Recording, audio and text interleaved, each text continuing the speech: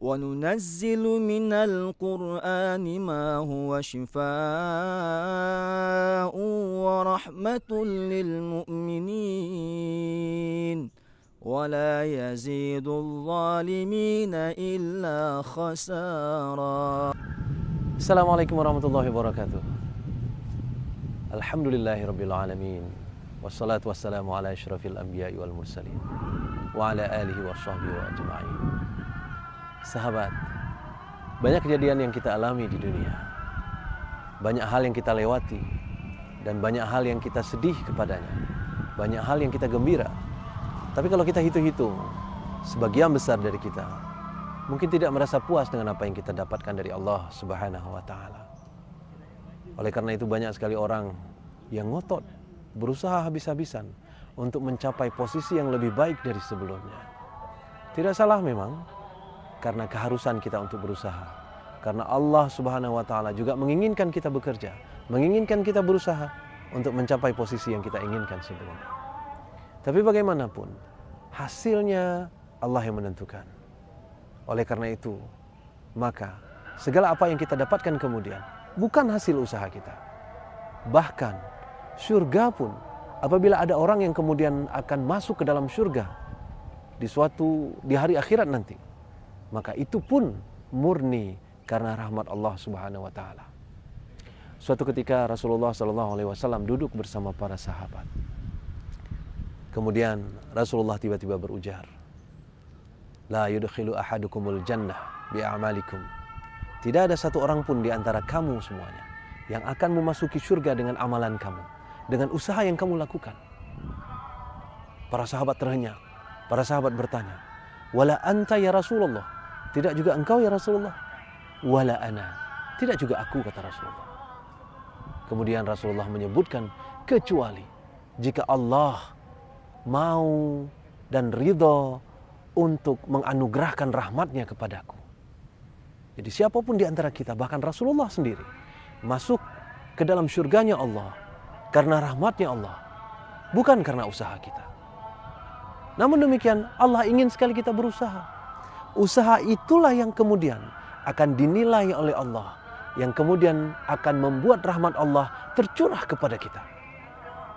Dan yang saya maksudkan adalah, rahmat Allah yang tercurah itu tidak sebanding dengan usaha kita. Usaha kita sama sekali tidak cukup untuk mencapai surganya Allah. Usaha kita bahkan tidak cukup untuk membayar dosa-dosa yang kita lakukan setiap harinya. Usaha kita, amalan kita bahkan tidak cukup untuk mencapai derajat yang mulia yang Allah janjikan. Oleh karena itu, kita hanya berusaha sampai batas tertentu yang kita bisa. Biarkan Allah yang menentukan hasilnya. Biarkan Allah yang akan mengatakan apakah kita berada di mana atau di mana. Mari belajar apa yang terjadi kepada Siti Hajar. Siti Hajar pada saat bersama anaknya berada di sebuah lembah yang sangat gersang. Dan pada saat itu anaknya Ismail alaihissalam kehausan dan menangis meraung-raung meminta air kepada ibunya. Dan Siti Hajar pun berlari-lari mencari air ke Bukit Safa dan ke Bukit Marwah. Tidak ada air di Bukit Safa, tidak ada air di Bukit Marwah. Siti Hajar berlari terus-menerus berulang-ulang dari satu bukit ke bukit lainnya hanya untuk mencari air kepada anaknya Ismail alaihissalam. Tapi tidak ada air yang didapatkan. Dan pada akhirnya, di mana air itu keluar? Di kakinya Ismail alaihissalam. Sekilas terlihat bahwa air ini bukan usahanya Siti Hajar. Namun, Allah menginginkan Siti Hajar untuk berusaha sebelum akhirnya mengeluarkan air zam-zam dari kaki Ismail anaknya. Oleh karena itu, sahabat sekalian, Allah hanya menginginkan kita berusaha. Makanya Allah menyatakan di dalam Al-Quran, Inna Allah la yughayyiru ma biqaumin hatta yughayyiru ma bi anfusihim.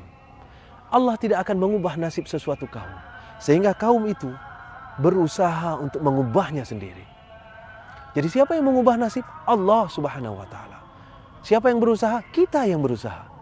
Nasib yang berubah bukan karena kita, tapi murni pemberian Allah Subhanahu wa taala. Namun demikian, usaha kita itu yang akan membuat Allah mencurahkan rahmat dan anugerahnya kepada kita. Oleh karena itu, mari kita berusaha Mari kita mengeluarkan semua tenaga dan semua energi yang kita mampu dan kita bisa untuk mencapai sesuatu yang lebih baik dari sebelumnya.